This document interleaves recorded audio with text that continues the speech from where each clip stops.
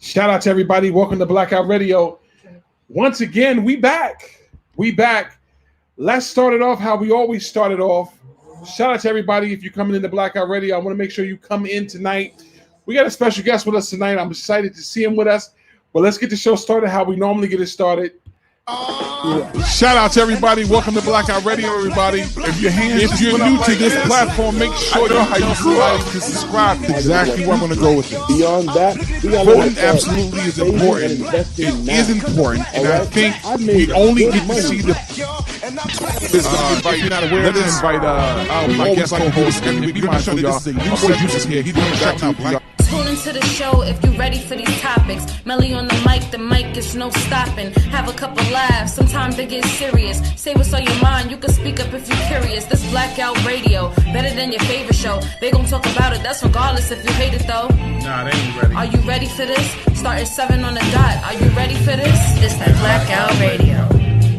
It's that Blackout Radio. It's that Blackout Radio. It's that Blackout Radio. It's that Blackout Radio. It's that Blackout Radio. It's that Blackout Radio. It's that Blackout Radio.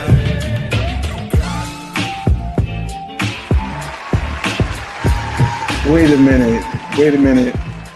I love it when they do all the applause. They do all that for me, Jay. They do all of that for me, Jay. All of the applause is me. Shout out to everybody coming into Blackout Radio. I see you guys coming in.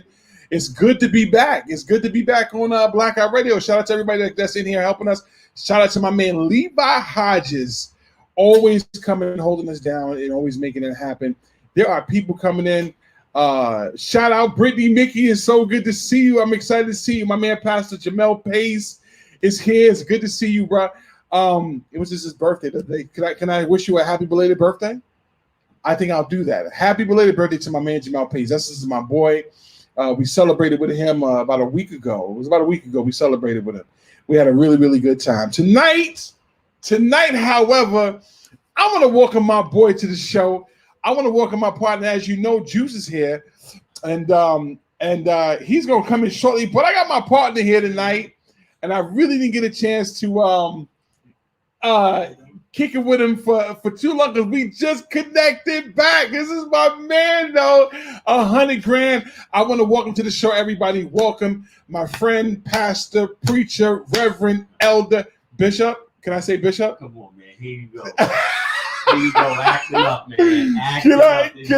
I can't. Okay. All right. On, everybody, welcome to the show, my man.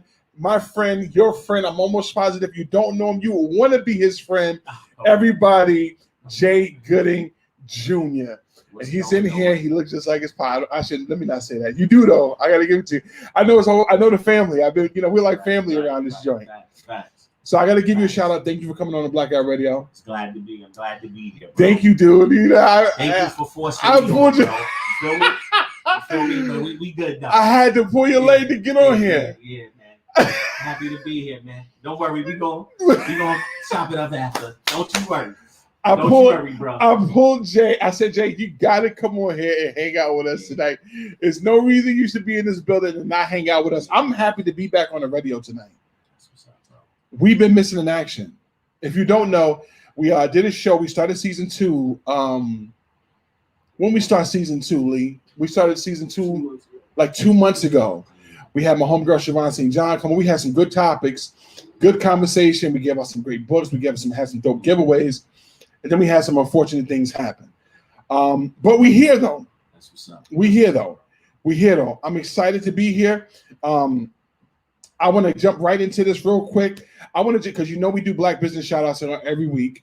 Every week to become a do Black Business shout. But I want to shout you out. Can we shout you out real quick? You want to shout me out, man? Can I get the applause, though, with it, too? Like how you get them, you feel me?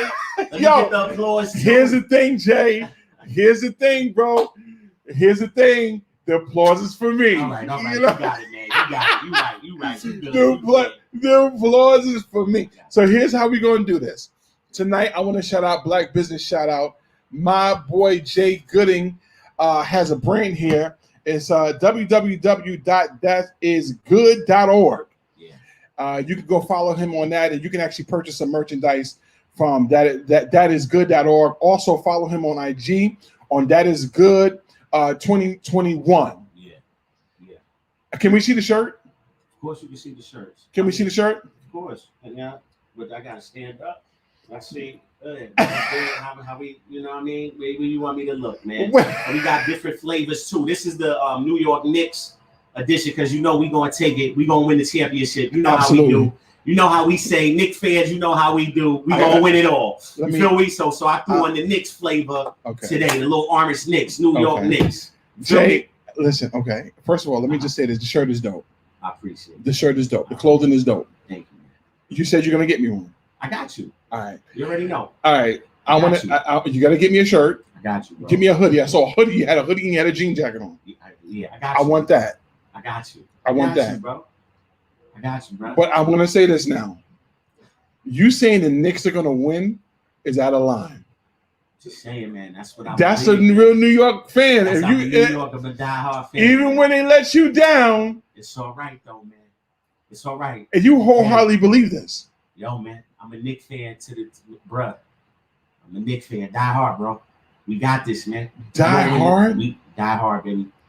It's on. All day, every day it's on, man. It's on, bro. God, this man said it's on, man. This man said the Knicks is gonna win. We going His clothing line is flavors. Go support him. Black businesses, please go support him tonight. Yes. Also, I want to do another one. My homegirl, Tiffany French. Matter of fact, if you're looking for real estate, if you're looking to buy real estate and you're looking for somebody to help you out and do something really, really great, please don't go no further than my homegirl, Tiffany French. She can help you here in New York, and she can also help you in Connecticut. You looking for a home? I mean, of course, we're looking for multiple. Are you looking for something in New York and Connecticut? I mean, if you're not, it's cool. If you are, however, I need you to go check out my girl, Tiffany French. You can follow Tiffany French. 303 Lincoln Avenue is her business, New Rochelle, New York, and you can shout her phone number out. Is if you need her services, you can call 914-632-5800 and also 914-843-5318. Also, you can email her at tiffanymfrench@gmail.com. This is one of my sisters. I'm telling you, should take care of you. If you happen to be in the Connecticut area, you can also contact her at 220 Old Town Road, Cheshire, Connecticut. And you can also reach us those same numbers, but the Connecticut number is 203-272-2828. You can catch her at the office. And you can still catch her at Tiffany M. French at BHHSNE.com. Please go check out my girl, Tiffany French. Please go check out my girl, Tiffany French. If you plan on moving in anytime soon and you're in those areas, she is the one to help you. Shout out to all of the black businesses out there, constantly moving, constantly shaking, and constantly trying to build this economy, making your way in this economy. Support black businesses. Jay, it's good to see you. It's good to see you too, bro. It's good to see you. Real talk. We have a lot to talk about tonight. All right. We have a lot to talk about tonight. So I want to get into this real quick. And I want to also, just if y'all don't know, if y'all just don't know and y'all not hip to the show, you got to know there's always a brother that comes on this show. All right. There's a brother by the name of my man, Keelan Walker. And he here. He's always here. What's up? Keelan was always here. What's up, man? Key? I'm not in my regular state of being right now. What's up, brother? Jay? Huh? What's the brother's name? That's Jay Gooden, man. What you talking about? What's up, Jay Gooden? What's going on, my brother? Listen, not too much, man. I like that material that you got, some shirts and stuff. I like that.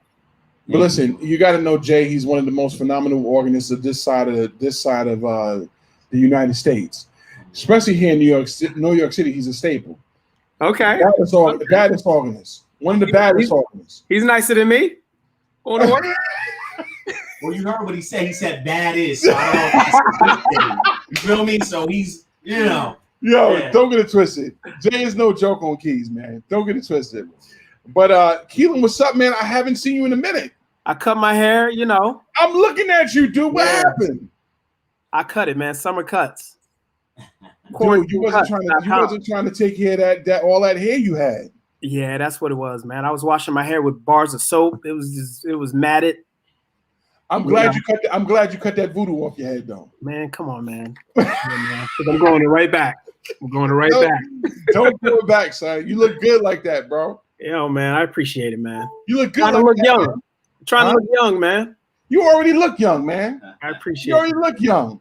You already look young, man. What you talking about, man? This guy is what'd you turn this year, man? Tell the truth. I'm 41. This guy turned 41 years old. He still looks 12. He looks like I knew this dude. How long I knew you, Keelan? Yes, man, since I was 13, 14. Come on, son. And this dude looks exactly the same. Please, man. Well, hey, I don't feel it. I don't feel the same. I know you running around. You got 2 kids. You ain't joking, man. You know what I mean? Lower back is aching. You know, how you been, man? How you been? I'm good. I'm good, man. Everybody's well, man. We just, just making it, man. You know how it goes. It's been a minute since Blackout Radio. It's been a minute since Blackout Radio. So much is going on. So much is going on. Shout out to Juice. Where's Juice at? What's up, Juice? If you have Juice's number, tell Juice he needs to hurry up and get in the studio because we're here waiting for him. And listen, shout out to Tiffany, man, who always supports, man. I'm glad you. Shout out to Tiffany. Yeah, I know, man. Tiffany French. That's you listen, man. Friend of the show. Get no better than that, man. Seriously, doesn't get no better than that. So listen, check this out. We got a few different platforms listening tonight. We want to get into this real quick, but first and foremost, we got to talk about something serious, but not too serious. I want to just talk about this real quick. Why are people stealing money from PPP? That's good. What is going on with the people stealing the money from the PPP? Why are they stealing, Keelan? It's I don't know, man. I don't know. Let me just say this. I was talking to Lee prior to this. Everybody's talking about people that are going to jail. If you know, there's a list out too of people who got PPP. There's a list, though, Jay, of people that got PPP. And people's names on the list. People that I know, right? Right. People that we know, they said they own farms. Yeah. They live here, though. There's no farms in the area. There's no farms in the area, son. Yo, but this is the kind of stuff that Republicans be talking about, and listen, I'm not trying to get into politics like that, but yeah, you are. But what happens is, they're already looking at all of this stuff as freebies. Right. They want your bootstraps pulled up and all this stuff. and when things like this happen, they go to saying, I told you so. And so the next time something is needed like this, is to remember what happened last time, So this kind of dishonesty and stuff, man. I listen, I understand it. I get it because people are trying to come up, but at the same time, you hurt no. Let me just say this. I could have used 20 grand. Keelan, could you have used 20 grand? I needed a couple 20s grands. Yo, Lee, you already know. We could have used 20 grand, Lee. Mm-hmm. Jay? Yo. Jay, we could have used 20, son. Easy. We could have used 20. Easy. So shout out to everybody. Shout out to everybody frauding. Seriously. Listen, man. It's going to catch up to you. Huh? I would have chopped it up to reparations. Lee said he would have took his and it'd been like reparations. That's right. You know what I'm saying? Right. They take it too long. They take it too long. Somehow. So shout out, hold on, real quick. Shout out to Minister Derek Smith, who was on. What's up, Big D? We haven't seen Big D in a minute. Shout out, Derek, man. What's going on, man? How's everything been? Listen, let's get into something serious real quick. Shout out to everybody doing loan fraud. I mean, use the money to do something good, though. Do it. Pay that. Pay your 10%. Make sure you get that 10%. Call Tiffany. Pay your on the stolen money. Get 10% on the tithe, son. Yo, how much is the tithe on that, Keelan? Hey, man, a 10 plus a free will. Yo, and you gotta give a free will orphan if you're in church, man. Stop playing. Everybody who got loan frauds and got 20 grand and did not give the church their money, You owe the church. All right, forget about the government coming after you. Nah, forget about that, son. You ain't gonna have no seat at the church no more after a minute. You ain't got no seat at the church. You ain't gonna have no seat at the church. So check this out. A little while ago, I was privy to a conversation, and the conversation was about racism. So we live in a city where there's a good mix of people here. There's a good mix of people. As a matter of fact, I grew up with a good mixture of people. Me and Keelan grew up with a good mixture of people. I don't know about where you lived at, Jay. Was there a lot of mixture of different people, or was it just a lot of black people? This is black people, bro.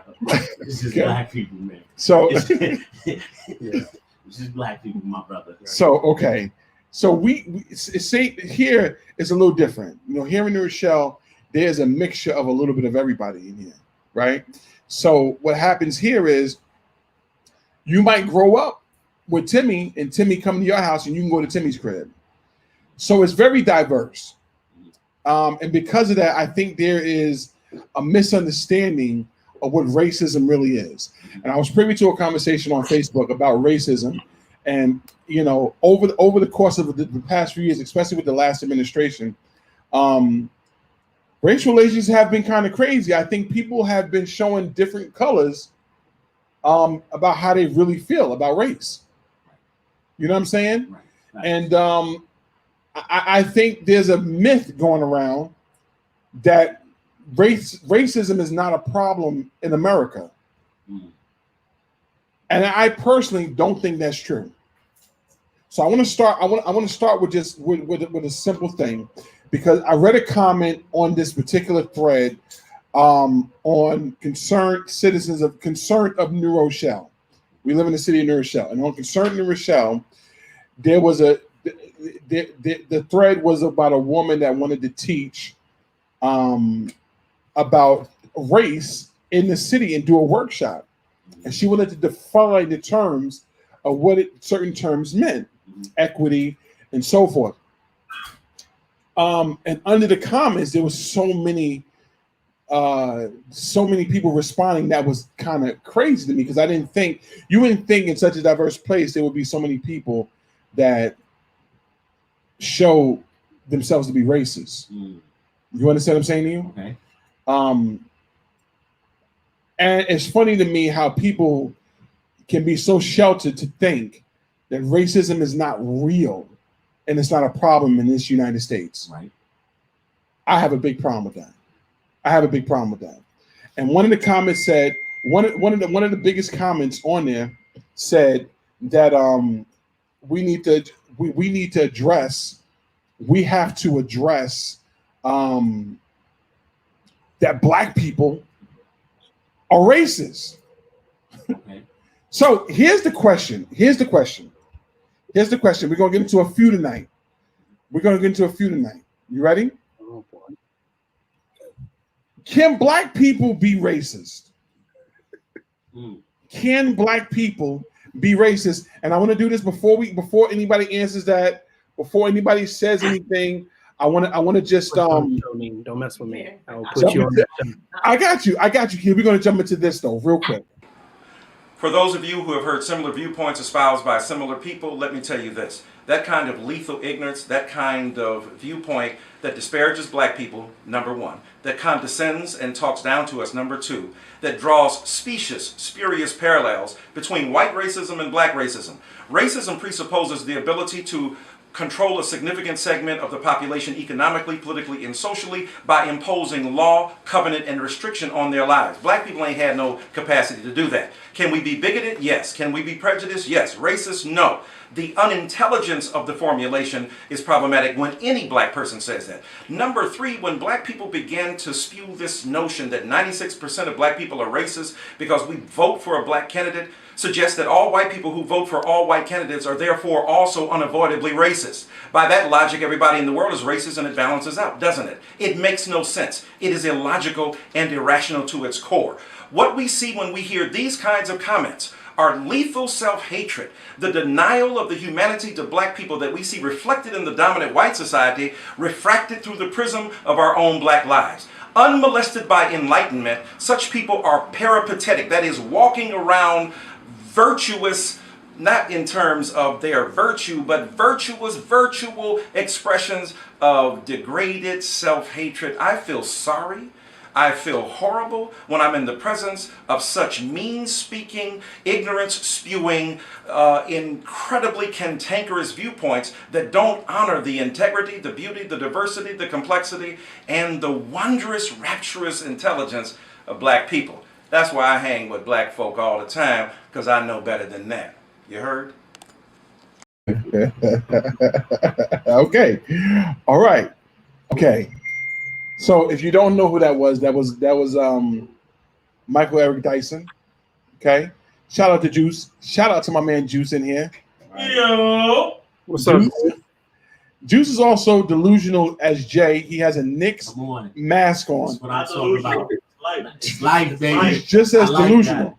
Knicks pick for life. That's it. Unto death. Cut it. Here. Y'all are out of line. Y'all out of line. Here. So okay, we just heard that video from Michael Eric Dyson.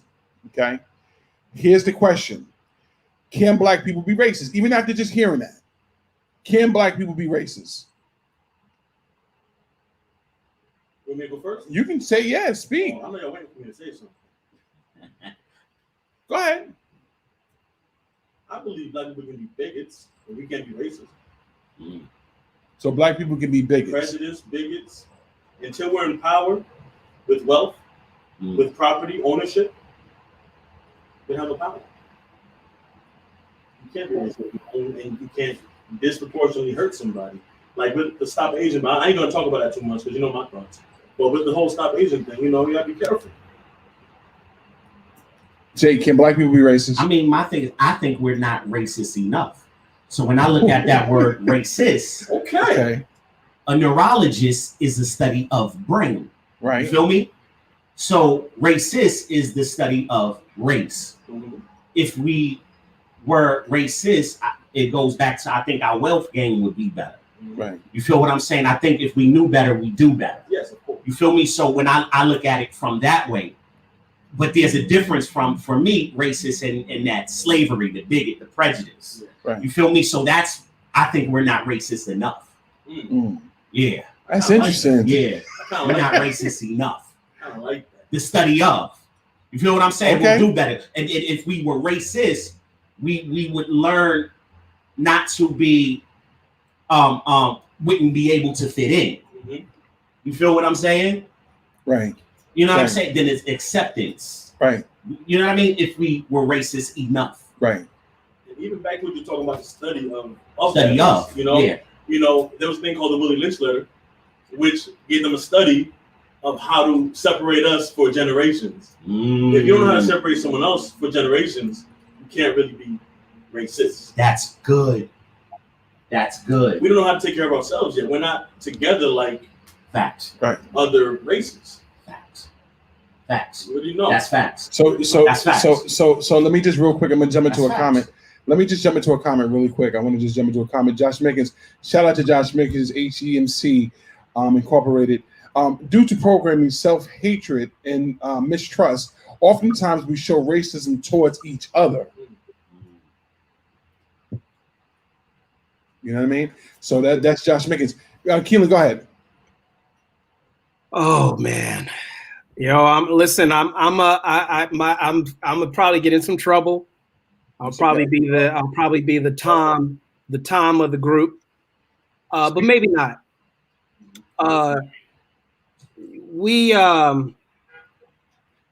Jamel and I, we've been in this discussion so much so that we pulled in our wives, all types of just, on somewhat of this topic.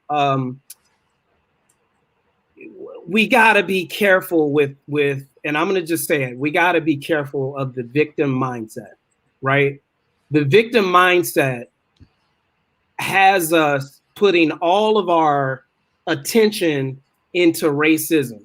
Does racism exist? The brother Jay said that it's the practice of, I would probably tweak it a little bit. An ist on any word is a practitioner of.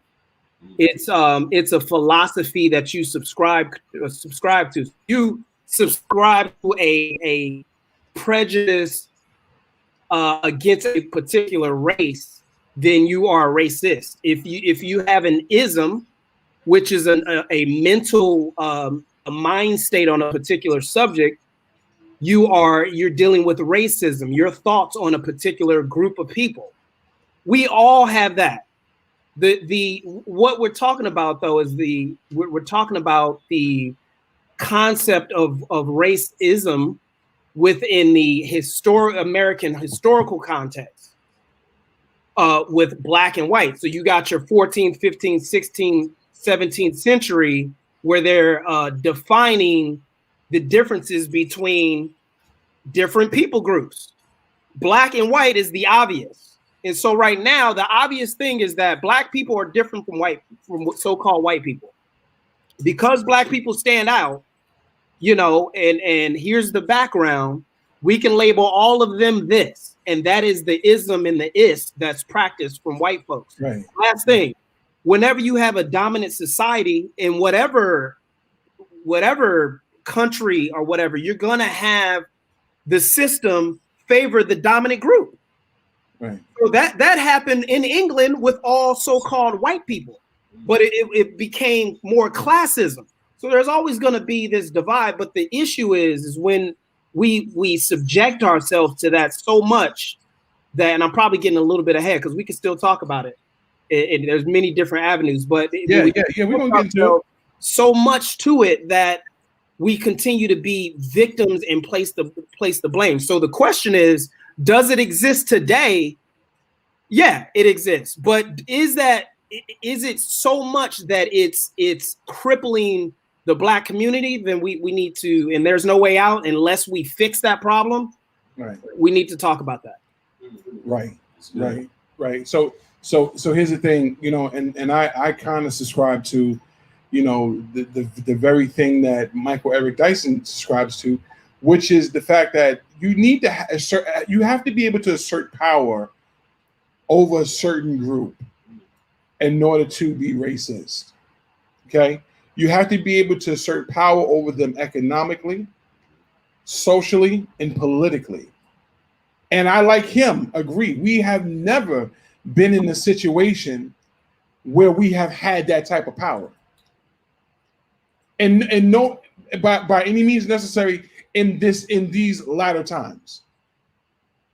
Go ahead. So and even when we tried to lift ourselves by our bootstraps with the different black Wall Streets that were around this country, they saw us as threats, and so they tore us down. So they knew that if we got ourselves together, if we act like communities, if we really were united, and some of them were trying to trade across to other countries, right? Because they knew that. Mm-hmm. Because they knew that they had to break it down, because they're fearful that we need to get power. Right. With power comes everything else. Right. Right. And that's the thing. Like, you on point. I see, but that's the thing. How one can call a black man, black woman racist, a lot of times it's beyond me. Yes, we can be prejudiced. Mm-hmm. Absolutely. Oh yeah. Absolutely. Yeah. Absolutely. Sorry. We can very much be prejudiced. That's a fact. We can be bigots. We can be Absolutely. bigots. Absolutely. But in no means, I'm sorry, and you're free. And listen, be very clear tonight. You can talk to us and call us up. If you don't agree, put it in the comments. This is why we have this show. This is a show. This is a platform so we can have open dialogue, right? And so we can square everything away. We can square everything away. So with that being said, why are people? Well, I'm not going to say people. I'm going to be very specific. Why are a lot of right-wing, even some moderates, saying that racism is not an issue in America? Do we believe that racism is an issue in these United States? Do we believe that? Juice, who's going? Because I'll be first of all. Let me shout out. Go ahead, Keelan. Let me shout out my sister, Christy Brooks. What's up, Christy? I see you. Yo, shout out, Christy. Shout out. I see you, Kyrie. Shout out to everybody that's coming into Blackout Radio. Make sure you go like and subscribe the Blackout Radio channel. Support Blackout Radio every Wednesday. We started a little late tonight, but shout out to you. Make sure you come in here, support us every Wednesday. Shout out, Chrissy. I hope I hope everything is going well with you. Yeah, man. Why don't you come on the show one of these days? Listen, go ahead, Keelan. This is a tough subject. It's not really tough, but yo, man, it's like when I like scary movies, which are called horror movies, thriller, whatever. And I can't remember the name of the movie, but there was a movie where there was a boogeyman and he was hiding in the closet or whatever. And the little girls were like, well, if you close your eyes, you won't see it and he won't bother you. It wasn't until you open your eyes and really became more fearful of what you were seeing and internalizing that fear and operating in the fear. Right. And it's like this, man. We got to work on ourselves, right? Because I'm going to address this a couple things. I'm trying not to be long-winded. Walking into the Westchester Mall, going into one of those expensive stores, whether it be Gucci, whatever. Mm-hmm. Here's what our problem is, and this is something we got to work on. We're looking for the we're looking for the rejection because we've been conditioned to do so. That's good. And what I'm talking about is walking in there for whatever reason you want to walk in there and not seeing anybody. When you start looking for it, you're gonna find it. And one thing that I do is go in, and I don't care I'm going in so much so that I don't even see that you're watching my hands, seeing where I'm going, because I'm going to begin to internalize that. And as much as we try to be strong and like, yeah, I do what I want, that hurts when you know that when you feed into it and when you set yourself up for it, you're never going to be able to rise and just be a regular citizen of society. But we do that in many different areas. Right. And we feel like we don't belong, that we're not good enough. And I don't want to be too long-winded because I got a lot to say. But we need to begin to shut our eyes of these things and focus on what we need to focus on. And that'll help us get rid of the weight that we're carrying and the weight that we're picking up as we're moving forward. So let me just say this real quick, because I'm going to have to disagree with you right there. Okay. I'm going to disagree with you. I do believe there are issues within our own community that we have to work out. I wholeheartedly believe that. We have some internal things that we have to deal with. We really do. But I don't want it to overshadow the reality that racism is a problem in the United States. There has been systemic oppression throughout these years, and unfortunately, it has lasted all the way up until this very second. We are still not free from the bondage of racism. It's unfortunate. And I wholeheartedly believe that it's still a problem today. And to turn a blind eye to it, it is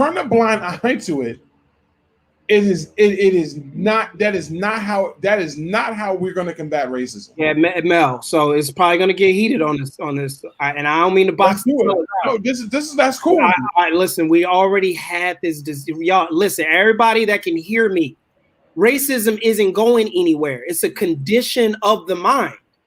It's a subscription that groups of people subscribe to, and as long as the ownership of the media is there, as long as we continue to be blind and we continue to operate, and I don't mean to get on us, but it ain't going anywhere. So you become a victim to it when you feel like we're going to go out and march to change the mind of a police officer. When they were born and raised, that's like telling your grandmother to become a Muslim. Your grandmother will die a Christian, which is cool. But that's how hard, that's what we're asking. And now I'm not saying that we shouldn't be making moves to change legislation, some laws and things. There should be some moves that we need to make, but we also need to pay more attention to the opportunities that we do have. So go ahead. So let me just ask you.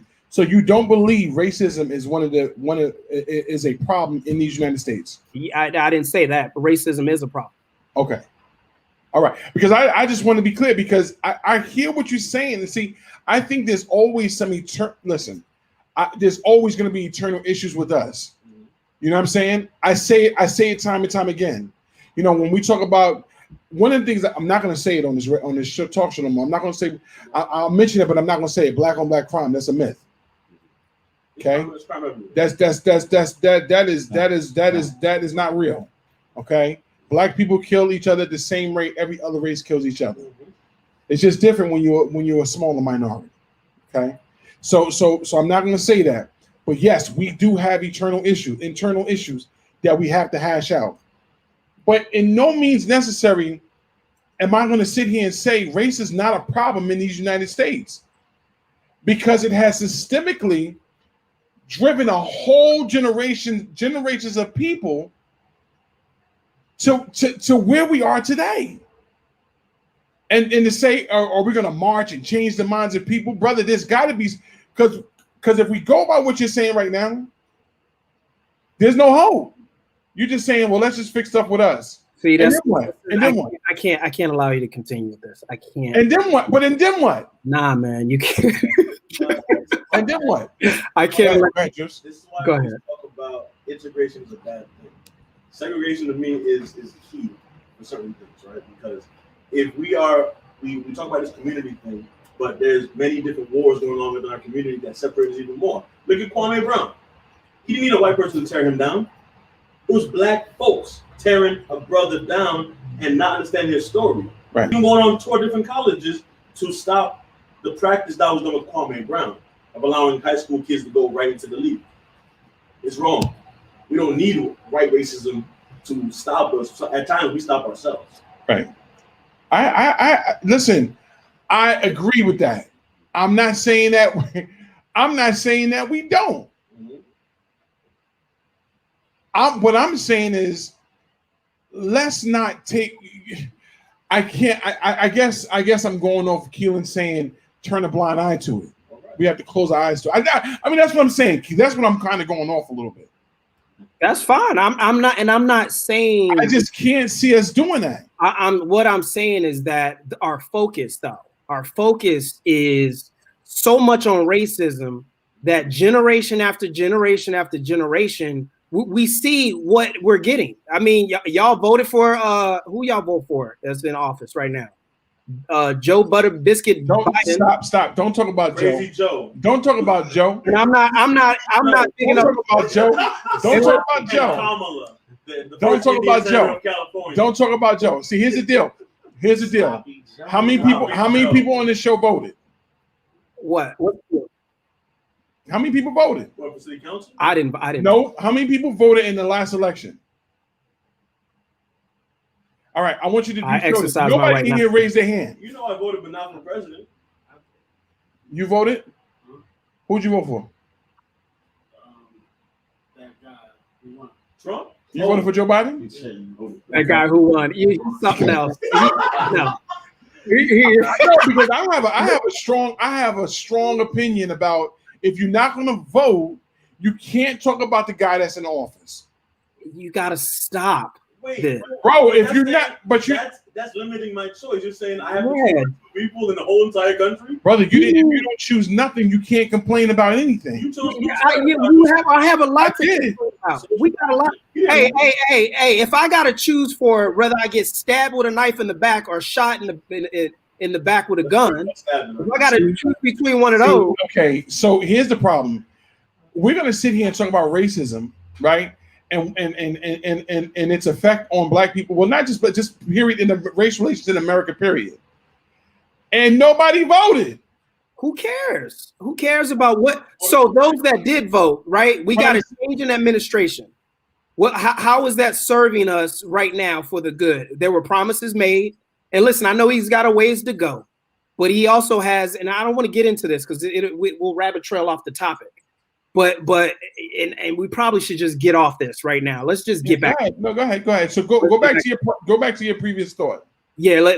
So the topic is, it's you asked the question about racism in America hurting Black folks. It is hurting us, but there are opportunities for us like never before, and because we are taking Name them. Going to school, going to college, going to high school, middle school, it's free. Pulling up your pants is free too. You know what? Hold on. Showing up to class is free. And listen, I don't have to vote for whatever because I pay my taxes. I don't even pay them; they take them. Yep. So I can do and say as an American whatever I want to say because I just finished my taxes that they stole from me. I don't know where the money's going, and I got a lot to say. But there are many opportunities that we have, and I'll tell you this. My daughters are going to school right now, and we talk about this race thing, and we talk about the Black kids in the school who are the very minority, and the white kids. Mm-hmm. Whenever there's trouble, or a lot of times, or most of the times when there's trouble, guess who's mixed up in the trouble? And we're talking about very high. Wait a minute. Go ahead. Let me let you finish. Let me let you finish. Go ahead. No, I want you to be careful because I'm not making this up. So if you want to make an excuse for our behavior, then this is the problem, because the scriptures talk about, looking at the boulder in your own eye before pointing out the boulder in somebody else or the wrong in somebody else. So I think the introspective that needs to take place is because we exercise a lot of self-hate. We hate each other. We hate each other so much, man, that we take each other's lives. And these are the things that people are seeing, other races are seeing, because it ain't just the white race. So we thinking white and Black, but there's other races too that have a problem with us. And we got a problem with everybody, which is justifiable. But we gotta also make sure that at home we're addressing these issues, because how are we looking? Are we ready to show up at the table? Are we ready to unify? And the issue is just that we're not we don't have a common mindset and movement right now. Mm-hmm. And these are some of the issues that are happening at the crib, at home. So how is somebody gonna let up off the racism and let up off the issues, because we're not in synchronization with one another. Bro, wait a minute. You can't say how is somebody going to let up off the racism because of how you feel that Black people are maybe the most getting in trouble. Brother, there's a reason for that. Okay. Yo, everything you hear about Black people. Okay. Where do I start? Where do I start? Brother, the reason why you say Black people are the most getting in trouble, it starts with them, and that is ridiculous, man. I didn't say you just said it. I didn't say that though. What you say? Tell me what you said. I didn't say exactly what you said. I said we hate ourselves so much so. There's a reason for that. You would think, you would think, and this is what white people say. You think after all the years of oppression, after all the years of slavery, after all that Black people have been through, they wouldn't be at the least looking at each other in a way where they want to do harm to one another. And that's a big issue. And I'm not talking about being in trouble, because we are profiled and attacked. I'm not saying that we're not, but I'm also saying that, man, but we profile and attack one another. Because there's some niggas that I lock my doors on and say I don't. Keelan. Yeah, I'm listening. You breaking up. You breaking up. What you're saying?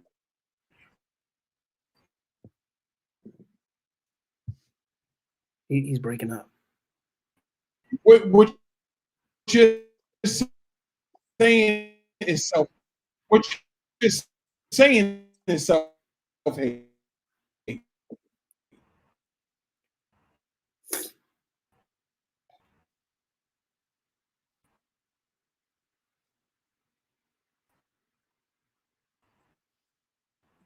No,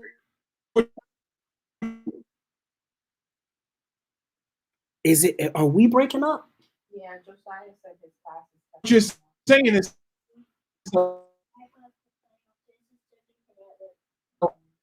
wait, brother, that's self-hate. Can you hear me? Yeah, my internet's giving me problems, but I heard. Yeah, I can hear you. No, it's not just you. It's not just you. It's not just you. Okay, we back. Can you hear me? The white man trying to shut it down, man. Yeah, Okay. That's what it is. Yeah, right. That's what's going on, man. I know. I shut y'all He down. said, you said Asian something? Okay. All right, can you hear me now? Crazy Joe? Is it Crazy Joe? Yeah. Can you hear me? Yeah, that's good. That's You good. You good. All right. Summarize good, what you good. just Now, said. Summarize what you just said. all right. What you just said is self-hate. Okay. What you said is self-hate, bro. Okay, break it down. Because for you not to be sensitive enough to understand the systemic oppression and racism that black people has went through to get us to this place. Self-hate was taught since slavery. And nothing has shifted. Nothing has shifted. Yeah, some black people are doing good. But what has really shifted? If racism is still a problem, if systemic oppression is still a problem, what has shifted? There's a reason why black people are still in ghettos. What shifted is slavery is just labor without celebration. So what shifted is now we able to celebrate with labor. That was excellent. Yeah. Okay. Y'all catch it. That was excellent. Yeah. Y'all catch that later. Yeah, that was good. Yeah. We still got labor, but we celebrating a little bit. Yeah. And You feel me? I was gonna add in the party that we celebrate, the Dems. Nah, brother, this has nothing to do with the Dems. We always talk Yo, about this has welfare nothing to reform do with the forever, bro. yeah. But here's the deal. Here's the Here's deal. Here's the deal. This has nothing to do. This has nothing to do with Democrats. In part, it plays a part, but we can't talk about. But we cannot talk about Democrats and welfare, brother. It's true. It plays. Come on, let's be real. It plays a If you don't part. vote for me, you ain't black. It plays a part. It plays a part. That's But But that's been going down through our bloodline. Though. It's true. We vote It's true. Democrat. It's true. And we were Republicans. It's Let's true. be real. Before Let's this be was real, though. We were Republicans. Listen, what I'm saying is what you're saying is not wrong. I don't disagree with what you're saying. All right, go ahead. But here's what I do disagree with the comments that Keelan was making. I said that what he's saying is self-hate because it does not. When you only are focusing on the wrongs of black people and not understanding how they got to this place systemically, then that's a problem. There's a reason why black people are in the position that they are in. And it's not because they just want to hang out on the corner and have their pants sagging and be bad little kids in school. That is not the case. I gotta stop you. I can't. I can only be quiet for so long. Go ahead. Go ahead. You're misrepresenting what I'm saying. What I'm saying is not self-hate. I'm making an observation. And I ain't nobody got much more love for black people. But your observation is your observation, and where I can appreciate you focusing on black people and saying that we got to get stuff together. I'm gonna tell you what it's like. If you look at black people and immediately make an assumption, okay, I'll do one better because I want to make it clear for everybody. Okay, I work in the school, right? And you got to take something called TCI, right? Which is called therapeutic crisis intervention. And in this course, they teach you that whenever there's a crisis, right? First of all, it's an opportunity, but not only is it an opportunity to teach and to give people different instruction on how to deal with the crisis they're dealing with, but it teaches you that there's more under the surface than what people can see. They used to have this iceberg model, and a lot of time an iceberg is sticking out of the sea, but below the sea, it is all of this mass that you just can't see. And so if you judge an iceberg by just looking at it, what happens is if you run up on this iceberg, you might tear the whole boat up because it's so much deeper than what you can see. You cannot judge it based off what you are seeing. Racism has done this to black people throughout generations, through generations. And when you can pick and point and say, well, black people should pull their pants up, the kids at the school is bad, or you saying that, then you obviously, and as a black person, you obviously not looking at the bigger picture. I think I'm not to cut you off, but I think we are destroyed for the lack of knowledge. I think black people, I'm going to keep it 100. I think we at a point where we really don't care because we've been so oppressed for so long. So, I'm just going to keep it moving. I'm getting my coin. I'm getting these PPP loans. Come on. You feel me? I'm getting 20 grand. I'm getting this, and I'm good. You feel me? I'm good. Right. You don't harm me. Hold on. So we don't want to go deeper. We don't want to go. We just want to scratch the surface. That's what I believe. But Keelan, do you understand? That's what I'm saying. When I hear you say these things, I'm saying like, no, you're not being sensitive to. I understand you wanting to be better. You want black people to be better, but brother, we have to touch on. We have to touch on systemic racism and oppression throughout these years. All of these kids acting the way they act. Okay. And gang violence. We have to address. We have to address the gangs of Chicago and how those gangs got to be gangs. How gangs even arrived. Okay. So all right. First of all, before anybody say anything else, let me just, can I get into some comments real quick, King? Yeah, get into some real quick. Because real quick. That's I'm trying to be good. All right, go ahead. This is big. Pastor Jamel Pace said, "Yeah, man, I'm always enjoying listening to you, but today you losing me. I understand the truth and what you're saying, but for that to be your focus point of today's topic is discouraging, because us as people are not as a people is not defined by what we are, by what you are saying. That's a choice of a few humans deciding to do wrong. That's in all races, just like the white people who commit crimes and are not the face of them." That's Jamel Pace. Oh, so is he saying that is it me? He's talking about you? He's talking about you. He's talking about me? Yeah. Well, I'm not losing anybody. And this is the problem. The problem is we haven't dealt with ourselves enough. So here's the problem. We cannot expect for white people to change. We're going to be doing that for another 9,000 years. So now what you going to do? We're going to recreate Black Wall Street or what?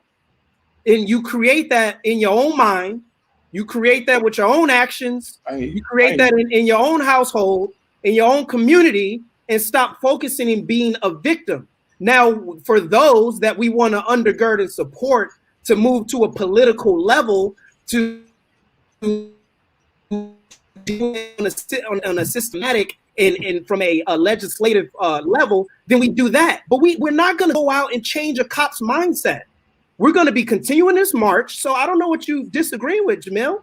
I don't understand it, because we do have to hold on, and y'all ain't acknowledging that. And it's not self-hate to make an observation on how we can do better. Right. And for anybody, see, I got 4 children, right? I can't condition their minds to be focused on race when they got to go to school with predominantly white people and try to achieve the same grades, but not be looking for the racism to bring it home and be in a rut and be complain and all of these different things. They need to be focused on achieving. And I would say that they're doing a great job of that, but we do talk about the realities of race, but that's not their focus. So that's what I'm talking about with us. And that seems to be our focus. And guess what happens? We fall victim to it.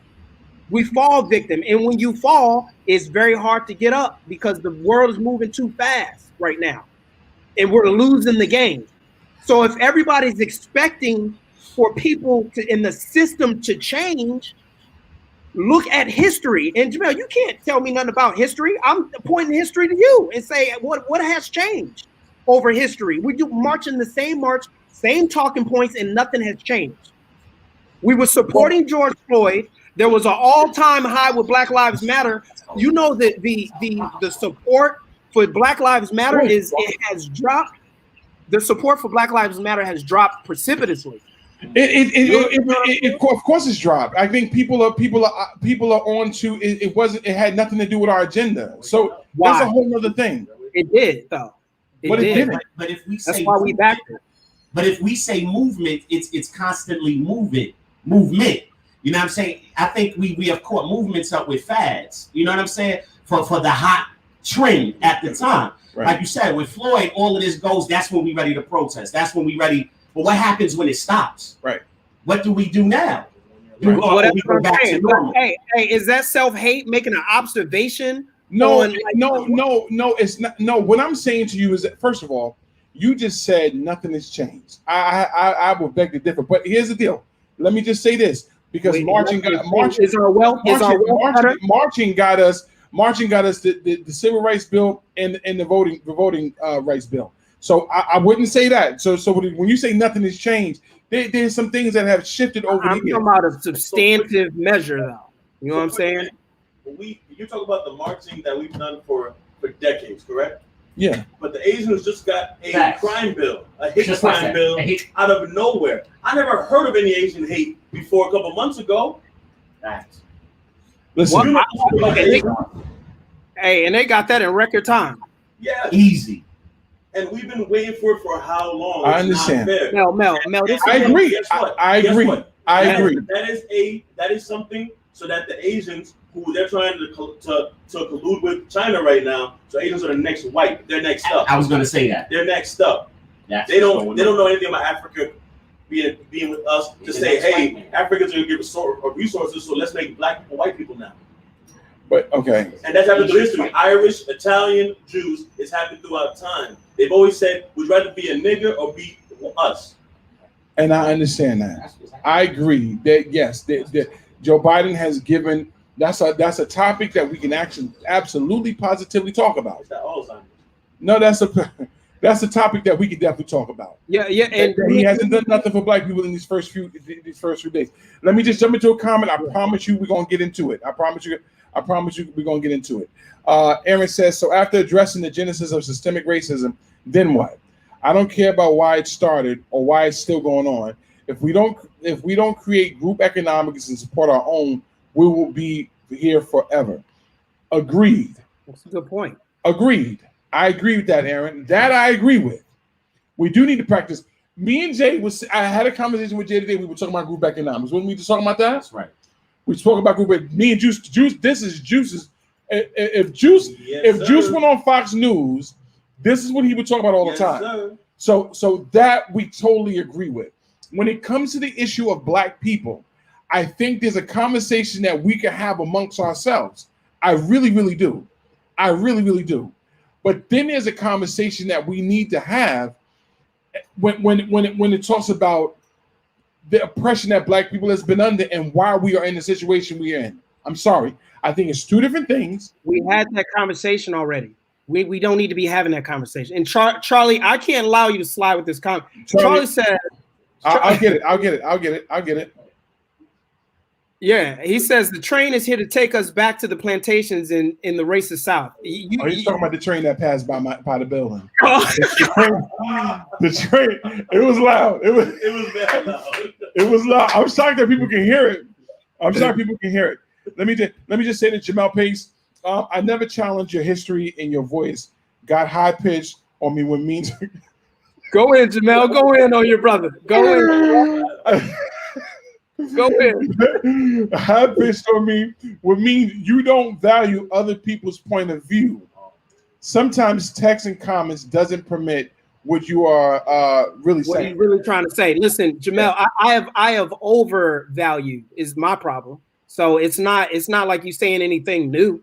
You know what I'm saying? I know the conversation I've been in. I'm on the panel talking about it. Right. And so I know the history. I know and what I'm trying to say is that I've had to make self-corrections every day that I go to work. I'm faced with feelings of incompleteness and feeling like I've missed out in many different ways on things that I should have learned, in places that I should be. That is systematic in the sense that the neighborhood that I grew up in, a lot of different factors to where I wasn't able to ascertain certain a certain level of education earlier on, certain information to get me to a place where I can operate at a certain level. That is systematic.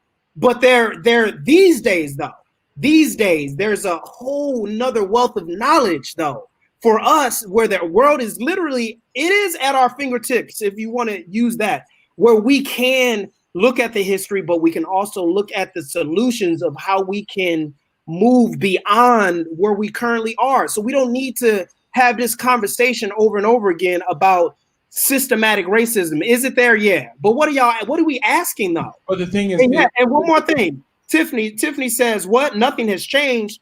When I say nothing has changed, we're talking about what really matters. We're talking, and Tiffany, you should know more than anybody else that the greater wealth of the mass of Black people is really, as it has gotten better, it's not on the level that it should be compared to where we are in our future. So yeah, we've gotten better, but it still doesn't mean much in the context of the history of this particular situation. So you know that. So what do we do? What can we do? That was the next question. Can we stay on this panel right now? And I'm gonna start a few things, and you guys can jump in wherever you want. Yeah. What are the few things that the Black community needs in order for us to build ourselves up and out of the need for white people or white resources? I'm happy that you asked that. Before you say that, I'm gonna let you go. I'm gonna let you have it. I'm gonna let you go. But I'm gonna let you go. But the first thing everybody in the Black community do is go to Cash App and Cash App Blackout Radio 19. Support the radio show. All right, support Blackout Radio. Make sure you go and support the merch. Get you a Blackout Radio t-shirt. Inbox me. We got all sizes. Make sure you get your Blackout Radio merch. That's the first thing you can do. Make sure the Blackout Radio does Black business shout outs every week. Make sure you go support those Black businesses. And go. Okay, so just entangled with what you're saying is we need to support each other's businesses. Right. That's number one. Because hey, people will give money to Joe Rogan out of nowhere. I ain't just saying people's names, but Joe Rogan out of nowhere he'll get $100. My man Kevin Samuels, he just started getting big donations because people are starting to see the value of what he's saying. On top of that, we need to set up a system of education apart from the public school education. We need to teach them about our history, teach them about who we are, who we were, and who we're gonna be, and what you can attain throughout hard work and pressure that you apply into your life. Number 3, build up a system of retirement and generational wealth. Right. We have to understand about 401ks, Roth IRAs. We have to understand about investing. And listen, people were going crazy for this Dogecoin and going crazy. And I know a lot of Black people say, "Yo, we have to invest." Oh man, I missed out investing. Just invest. If it doesn't go to good, hey, it's a risk. Everything in life is a risk. Being Black is a risk. You know what I'm saying? On top of that, we need to learn how to be healthier and do healthy things for our family. I don't know how many people I've met who don't know how to cook for themselves. They rely on outside food all the time. I don't care once in a blue moon, but you should know how to cook. Right. We need morals, family morals, like we had back in the day, where we actually sit down at a dinner table and eat together, where we discuss our days, discuss our futures. We don't do that. I can tell you, the first time I saw that happen was when I believe I was 7 or 8 years old. All right, and I went to my Jewish friend's house. We were doing a project for school. His dad said, "Hey, Mark, you're a guest. You want to stay for dinner?" I said, "Oh, sure. Let me just call my mom." Mom said, "Sure, no problem." He said, "Okay, do you want?" This is kind of crazy. He said, "You want lemon chicken or barbecue chicken?" Of course, you stay for dinner. But you know what I'm saying? I said, "I don't know. Whatever family wants." My friend says, "No, I want lemon chicken." He says, "No, he's a guest. He picks." So he made both of them for me. Wow. I sat at the table with them eating. I was like baffled at the conversations. He was asking his son and his little daughter, "What are you going to do for the summertime? What are you going to do with your time?" When the little girl said, "Oh, I'm going to sell lemonade." And I said at a 7-year-old laugh, I'm like, "You can sell lemonade? That's crazy." And the son says, "Oh, I'm going to wash cars and do yards." And he says, "What you going to do with the money?" With the money, I'm going to save it so that whenever I need to buy something, I don't have to bother you. Right. Then in my head, I said, wow. And that stayed in me for years until I was 12 and my brother was 11. We started doing our own work. We started going to people saying, hey, can we cut your yard? Hey, can we wash your car? Hey, can we carry your groceries up 5 6 flights of stairs? And then we got everyone around us into it. Jamel knows I believe in group economics. My family practices it for forever. So it's ingrained in me. But that's racist though. Right. It's racist. No, and they do it. You understand? Like they will go get a loan for another friend. They'll teach them something that they don't know about in the bank system to go get something. They have a friend networking. That's another thing we have to do. Network. We are but things and say, hey, this is mine. I ain't tell nobody how I got a business. I ain't tell nobody how to start a LLC or get an EIN or to teach them. No, because they might do better than me. F that. Yeah, they might do better than you. This is competition. This is business. We have but Juice, they talk about the circulation of the black dollar too. Is that not? The black dollar leaves our community 20 times faster, 100 times faster than any other people group. That's a problem. And that was and see that's the next point. But we gotta blame that. We gotta blame buying them Nikes. I gotta get them Nikes. We gotta blame that on see, dude. Hold on. I knew that was gonna get you.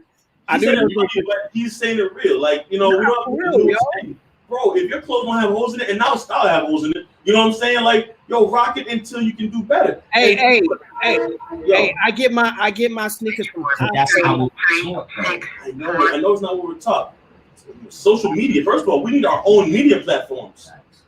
Black owned. What's the guy, Byron Allen? Byron Allen has the Weather Channel and has 30 other channels. We need to invest in that man. But look, people hate on him because why? He has a white wife. People hate on him.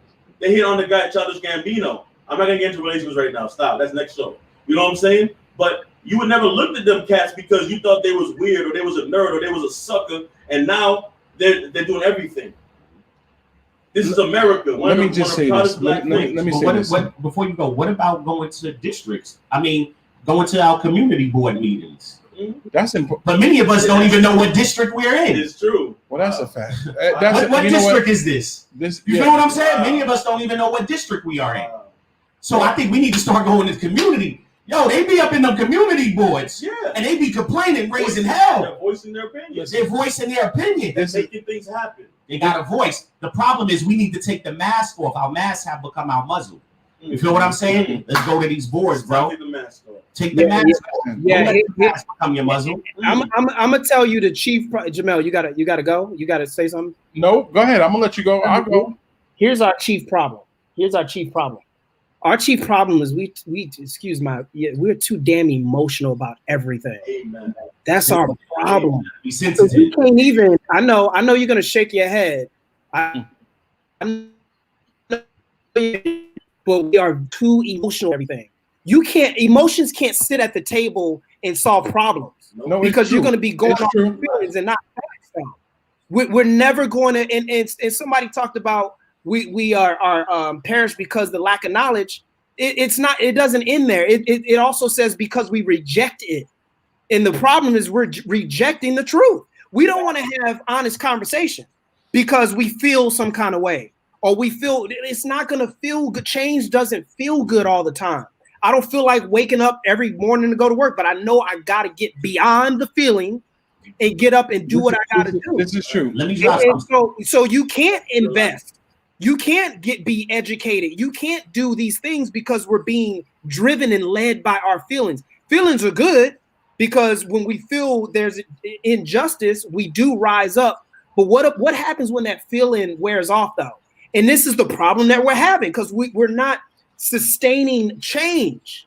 So it goes back to yourself and like what you're saying, your emotions. So now our emotions have become the noose that dragged us away, and that's pulling us. Okay, but we blame. But so do we blame systematic racism for that? Dude. Not answer the question. Here's the problem. Okay, no, go ahead. Say what you're going to say. No. Wait.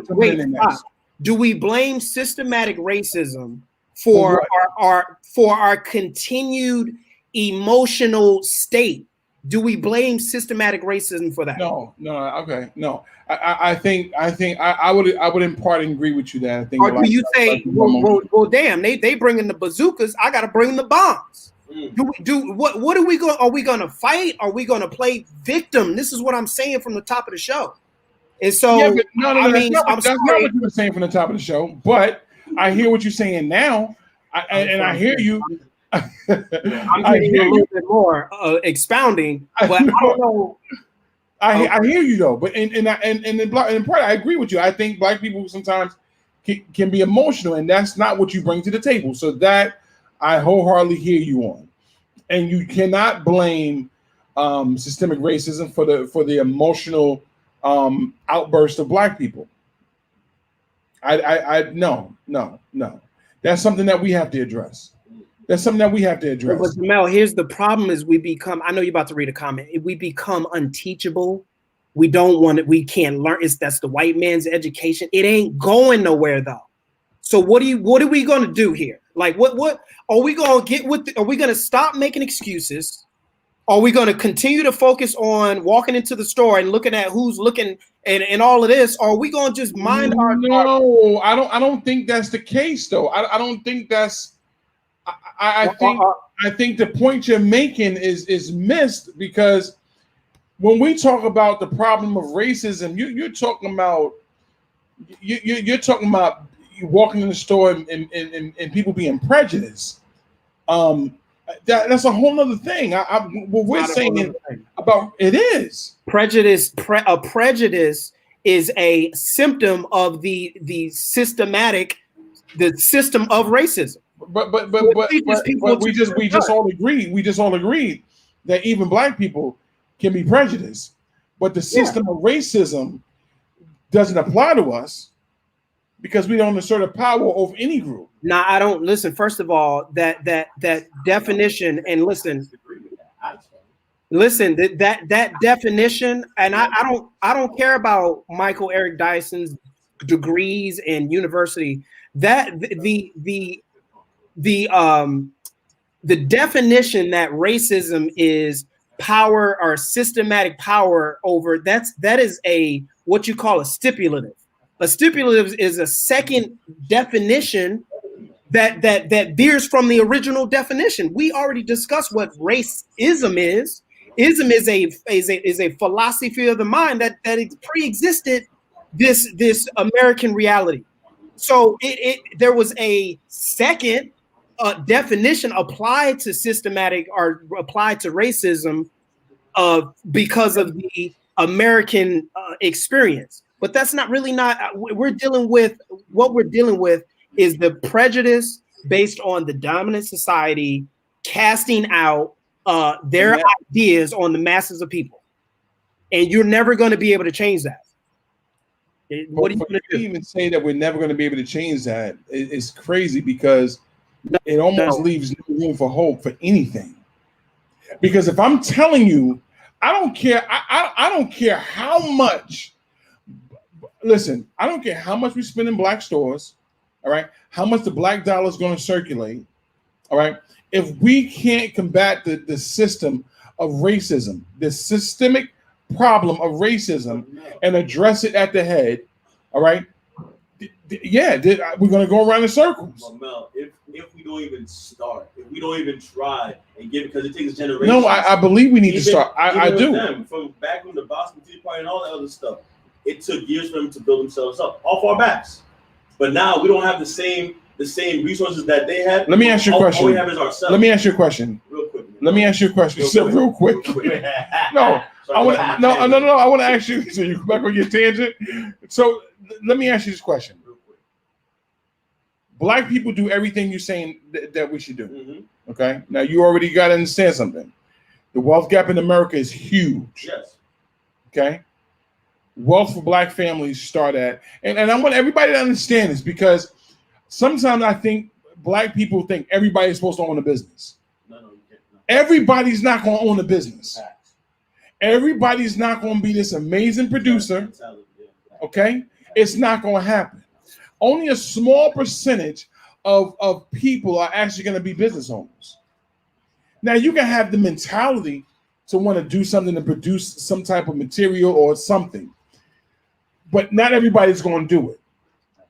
So you have to begin to take that out the equation and making that a solution for all black people. Now, I'm going to let you go on your tangent. Mm-hmm. Please. If we apply all of those things to black people, the dollar circulating, blase, it starts. Wealth for anybody, wealth starts at about $150,000 to $175,000 a family. Are you telling me if we start doing what you're saying to do, right? If we start doing what you're saying to do, that each black family will begin to obtain wealth by just working, circulating the black dollar through the community, self-control, maybe just going to school? That's the problem. I'm just trying to understand. You're putting these ideologies that I'm putting out there into a popcorn canister to pop dumb fast. No. I'm not saying it's going to pop really fast. On top of that, you're talking about the business things. Certain people have the mindset, mentality, and the heart to be in business. You understand? Hold on. No. Hold on.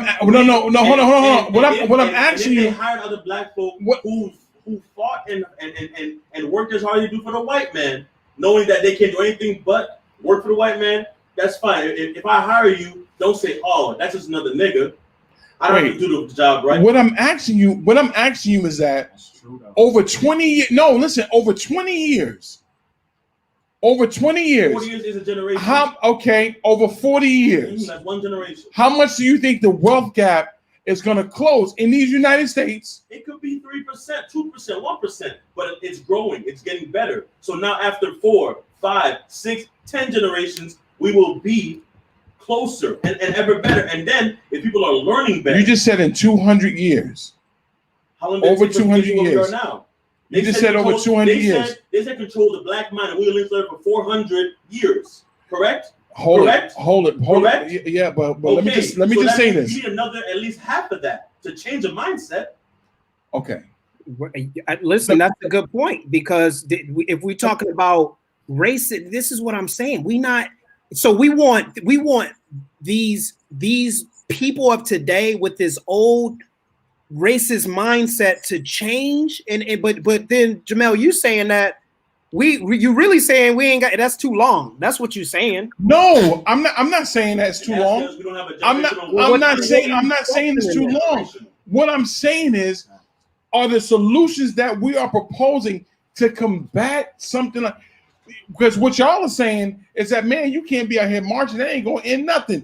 You ain't going to change white people's mind. And what I'm saying to you is that, so you're suggesting that somehow or another, by just supporting black businesses, in the dollar circles, everybody going on the business. That's right.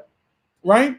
And I guess putting in a Roth IRA, right? But also supporting a black-owned bank. Put all your money in there so they have more capital. Okay. So they can get all right. So even supporting a black-owned bank, you're somehow suggesting that things are somehow are going to shift in 300 years?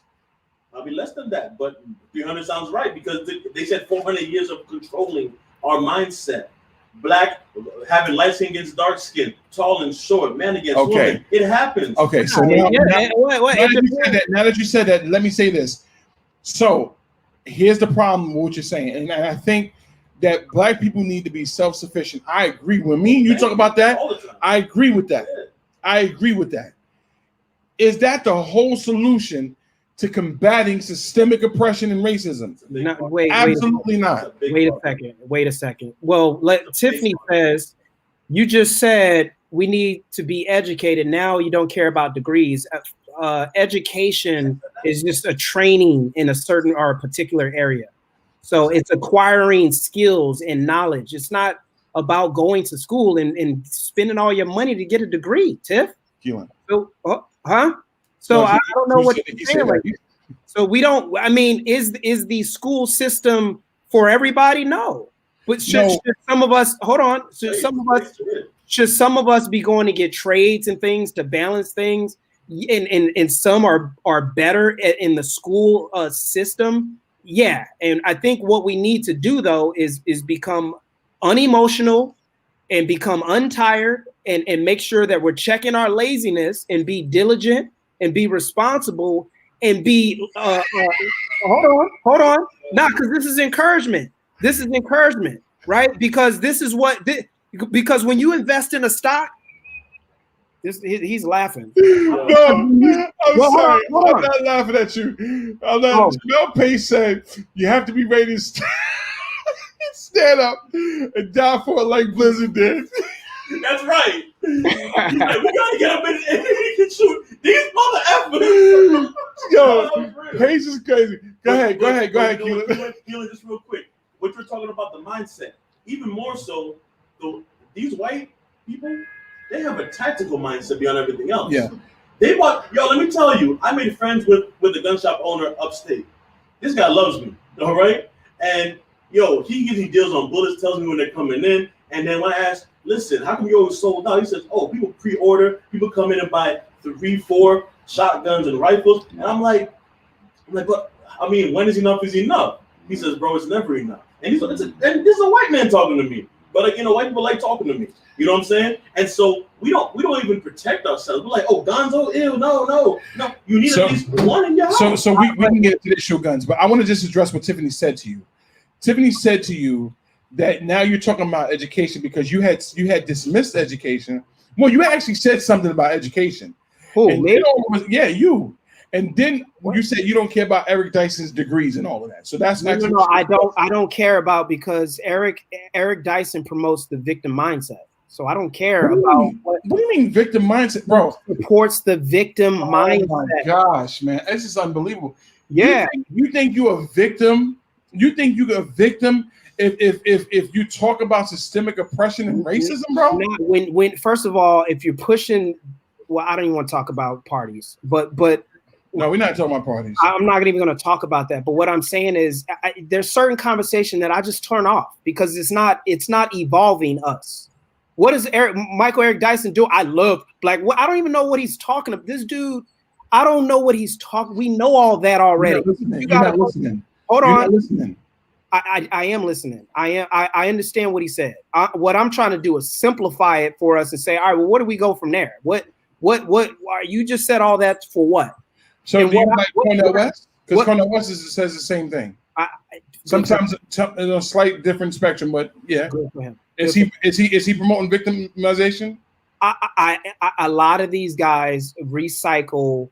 We're not doing things within our community and focusing and holding ourselves as accountable as we should. And if for anybody to disagree with that, we're really behind.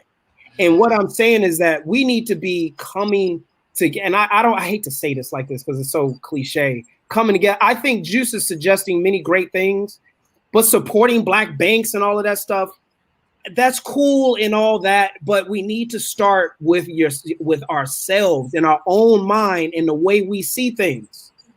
And then we need to re-educate ourselves and we need to self-correct, check our emotions, and then become different and then start to do things that maybe don't feel so good instead of looking for the quickie handout or looking for the system to make it easy for us. You understand what I'm saying? No, I do hear what you're saying, but because you're like Juice. You're like Juice a lot of times. No, let me say one more thing. You guys can point out every single thing that is a problem with the black community. Right?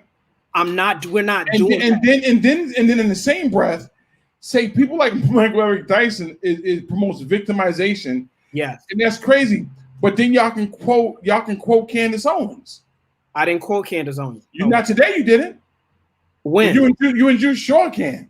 I can't. Everything y'all are saying today has a lot to do with black conservative movement.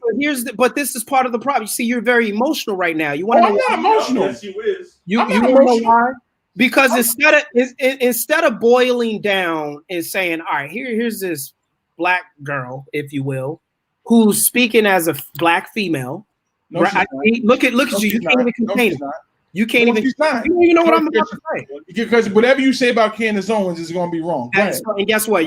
That's very emotional of you. No, it's not. There's nothing you're going to say about Candace Owens. I don't support anybody that speaks to black people via white people. No. You got something to say to black people, say it to me. Here's how I'm looking at Candace Owens. I'm looking at Candace Owens because, are you listening? I'm looking at you. I'm listening to you. I'm looking at Candace Owens because it's different. Do I really like the way she comes off and what she says about George? I don't like some of that stuff. But what some of the things that she's addressing is different from what she has a Blexic movement that is different. It's a different, it's something new and somewhat refreshing that we can look at and compare, because we were only just dealing with the Democratic, you're not black if you don't vote for me kind of mindset. And so she brings something different to say, hey, recheck my history. Let me go back. Let me see where she'll go. She doesn't have a degree, Tiffany. Okay, goes to every college to debate every college student and professor. We're talking undegree. He's educated. Okay, but here I wanted to say this. Where we're coming from, and I could probably speak for Juice, is that it doesn't take 200 years. Speak to the Mexican that hopped over the border or the gate or whatever, who comes and has a child that's born here in America, and in one generation, when you started the show off talking about the diversity of New Rochelle High School. Mm-hmm. All of the first generation born Mexican, even that lived across the street from me, all got their high school degrees. Some of them went on to college, some of them didn't, but are binding together, pulling their money together, making sacrifices, and in one and having babies like I don't know what. Say they ain't. You think they can support all those babies? What high capacity jobs are they in? But because they have bound themselves together, and because they want to do every bit of work that other people don't want to do, and they just wake up and they're diligent every single day, it's like when you invest, when you just do and stay consistent, you will get a return on that investment. And that's what we're talking about. And I don't think that we have that steadfastness, and we haven't pushed that enough in order to give ourselves a chance. And that man some claps. And that is true. Nobody on the show gets claps but me. No, all right. But he said a key word: consistency. Yeah, that's the key. A couple of days ago, I put even on my page consistency. Find ways to add value to your life. That's the key. Yeah, that's the key. It's consistent. You want to be successful? Be consistent. Right. That's the key. That's consistent. And don't give up. And that's it. You know what I'm saying? Like sometimes things get harder. You know what I'm saying? Pressure is applied, but you have to keep going because at the end of the pressure is success. Is generational goals for your family. Listen. Our phone is not really working today, but I'm going to allow you to call in today if you want to call us up tonight. 203-989-0547. Call us up tonight. If you have any comments you want to join in on this conversation, call us tonight. We want to hear from you. We want to hear what you got to say. We're going to try our best to put it on speaker and let people hear what you have to say. Please join us tonight. Once again, the phone number is 203-989-0547. We want to hear from you. This has been an interesting conversation. I had to start just now. Yeah. About your iceberg model. Yeah. You know, the reason why the iceberg is so big in the bottom because it's in natural habitat in the cold, freezing water, right? Mm-hmm. So all it can do is expand. But when it's above the water, there's outside factors coming in, putting pressure on it. The heat of the sun. It could be people chipping away at it to take glacier ice to go back to go sell, but it still grows and it's still there and it's consistently there. Sometimes we have to get away from our natural habitat of being victims, of sometimes saying, "Oh, I wish" or "I hope." These are weak words. I do. I will do. I will. I can. Shall. My kid will. My grandkids will. Yeah. Those are the things that I agree. And if an iceberg was to move its natural environment, it will melt. So I would say this.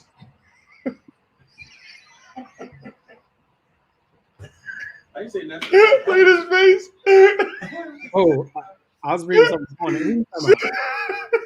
We're gonna talk after the show. Outside. We outside after this show. That's crazy. You Listen. hate the Knicks and then you doing this. No, I know, right? Oh, stop. I don't hate the Knicks. They just losers. I'm New York sorry. sucker, man. Listen, it ain't my New fault. York sucker. The Knicks suffered systemic oppression also. Anyway, Wow. listen, call us up tonight, 203-989. Shout out to Brittany Mickey. She actually said something a while back. I want to get into that. When she asked about the marching of last year. The marching of last year. And we did march hard last year. And she said, what did we get out of that? Well, I actually can say a few things we got out of the marching last year. Right. No, actually, we got the conviction of Chauvin last year, and that's really not a victory. I don't think that's something that we should be hype about. Now, though? Are we marching? I think. Well, I think. Marching now? I think it should. I think it was also not just the marching, but the looting and the burning down and stuff. So you want more of that? Right. That's what you're saying. Yeah. Okay, cool. More looting and burning. Let's do it. Tearing down our city. Yeah, I want more of it. What'd you say, Keelan? I want more of it too, because let me tell you something. Look what the white folks did at the state capitol. See, there's an understanding that you got to turn something over to get somebody's attention. White Now folks you talking did it. about language. You be sleeping, but I understand. I don't think my problem is it stops there. That's the problem, and if we don't go beyond that. We go in our feelings at the moment and we don't continue. And we just talk about consistency. So what Brittany's addressing is the marching did get us somewhere last year. It got the world's attention, right? Because we lit some stuff on fire. But did we what did we do to continue that? Is probably more what you're like. Well, that's when I agree with you when you say black people need to be consistent. And I'm not necessarily saying people consistent in burning stuff there. I'm saying just consistent in whatever we're gonna do. If we're gonna march, we gotta continue marching. If we're gonna protest, we gotta continue protesting. It don't stop. I think what happens is with black people, we get a minor victory and don't realize we're still losing the war here. You know what I'm saying? And so we get comfortable. It's just like when you was passing all 3 marking periods, and all of a sudden, in the 4th marking period, you start cutting class. Well, we know that, you know. But I think it comes down to we got to stop. I think we need to move out of a posture from just always getting revenge and do more research. You know what I mean? I think we need to do research. In research who we're, I guess, quote, up against, right, than just revenge. You understand what I'm saying? You want to get your opponent or beat them or whatever, you got to do research.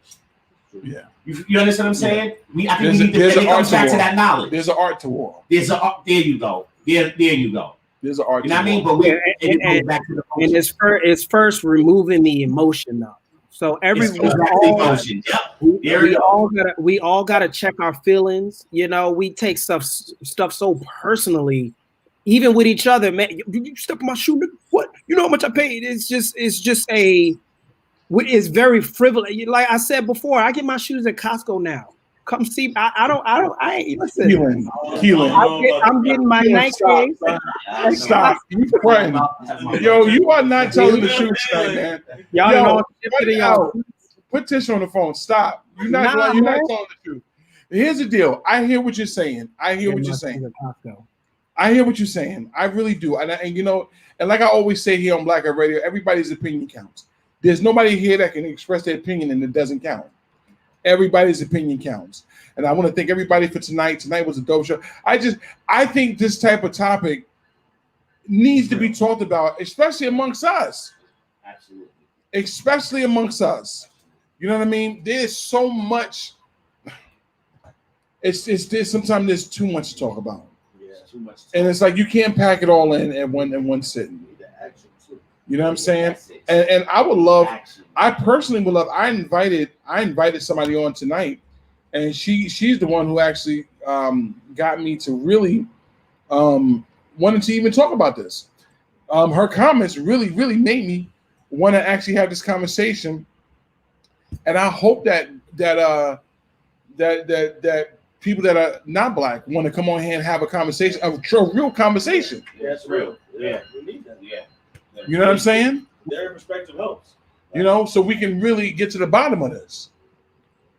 Seriously, I believe that black people need to be governing themselves economically, politically, and socially.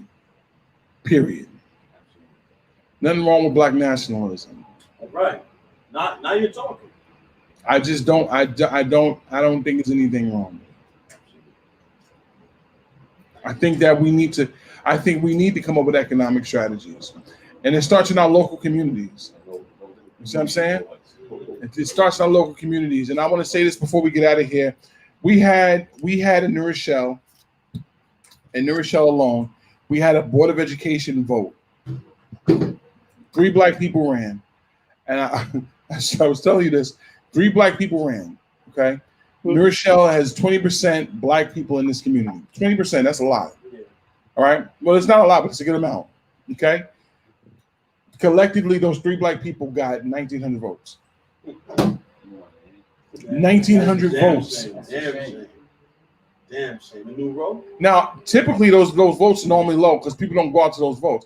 But 3 black people were going for school board because 3 seats were open, and they collectively got whatchamacallit.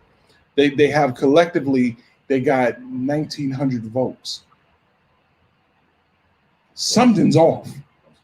So black people, we do have to do a job within ourselves of waking each other up and saying, hey, listen, man, if we want something, we really have to galvanize, we have to go out and get it. But first we got to be woke. And I know black people are in a constant struggle of working, taking care of their families. It's an everyday struggle, it's an everyday battle. But we have to work harder and we have to fight harder than anybody else if we want to have more. Unfortunately, this is just where we are. You know what I'm saying? Shout out to everybody that joined us tonight. Shout out to all of the guests that came in. Shout out to my man Jay Gooden. Jay Gooden, I would give you applause tonight. You need applause, man. All right. Okay. That's good. Thank you, man. Thank you guys for having me on. No doubt, man. Thank you, bro. No This doubt. is a great platform, man. Thank you, man. Yo, no doubt, man. We trying. We're gonna try to be consistent. Yeah, this is good, man. Thank you, my man Juice, always showing up. You know, whenever I can, you know what I mean? I'm here for the culture, you know what I mean? Yeah, he's doing it for the good. And as always, my man Keelan Walker always coming in with a fresh perspective. You know, and let me tell you something. When we just because we go back and forth don't mean we don't love each other. Me and this dude had an argument for 2 weeks straight. No lie. There's no excuse. Yo, we had such an argument to the point where I would wake up in the morning and I say, yo, you ready to finish this argument? Am I lying, sir? No, we're on the phone 7 in the morning. Like, yo, you ready to finish this? Yeah, I'm ready. Like writing points down the name before. Like, let me get this dude tomorrow morning. It lasted for like 2 weeks straight. Yeah, man. And, but the love is there. There's never any love lost. We can always build with each other. You know, the love has to be there, man. Like I always say when we leave these shows, shout out to everybody that's coming in. Make sure you support BlackOutRadio. If you haven't supported BlackOutRadio, let me throw this up for you again. The Cash App is $BlackOutRadio19. Support the show so we can get more equipment. Shout out to my boy Levi, my family for always coming in here. He's always in here making his thing. If you need any tech help, you can reach him at www.kingdommindedmedia.com. And you can also call his phone up at 914-236-9961. It's always available. Make sure you use black businesses. Make sure you use black media. That's right. All right. Let's let that dollar circulate in our community. And as I always say, y'all, may you live as long as you want, and want for nothing as long as you live. Come on. And may you live to be 100, and me 100 minus a day. That way, I never know great black people like y'all passed away. I love y'all. There's not a thing you can do about it. Make sure you tell somebody Blackout Radio is always live on Wednesday nights. We'll see you next week at, what are we going to do, 7 o'clock, 8 o'clock? Y'all like 8 o'clock? I like 8 o'clock, bro. Go ahead, do your thing. Keelan, you like 8 o'clock? It's got to be later, yeah. All right, 8 o'clock it is. Make sure you tell somebody you love them. And get the phones working. And the phones will be working next week. Y'all can call in. I love y'all, and the thing you can do about it. Yeah. Shout out to everybody. Welcome to Blackout Radio, everybody. If you're new to this platform, make sure you like and subscribe. Exactly where I'm going to go with it. Beyond that, voting absolutely is important. It is important, and I think we only get to see the If you're not aware, let's invite my guest co-host every week. Be mindful, y'all. My boy Juice is here. He's doing a shout out to y'all. Tune into the show if you're ready for these topics. Melly on the mic is no stopping. Have a couple laughs, sometimes they get serious. Say what's on your mind, you can speak up if you're curious. This Blackout Radio, better than your favorite show. They gon' talk about it, that's regardless if you hate it though. Nah, they ain't ready. Are you ready for this? Start at 7 on the dot. Are you ready for this? It's that Blackout Radio. It's that Blackout Radio. It's that Blackout Radio. It's that Blackout Radio. It's that Blackout Radio. It's that Blackout Radio. It's that Blackout Radio. It's that Blackout Radio.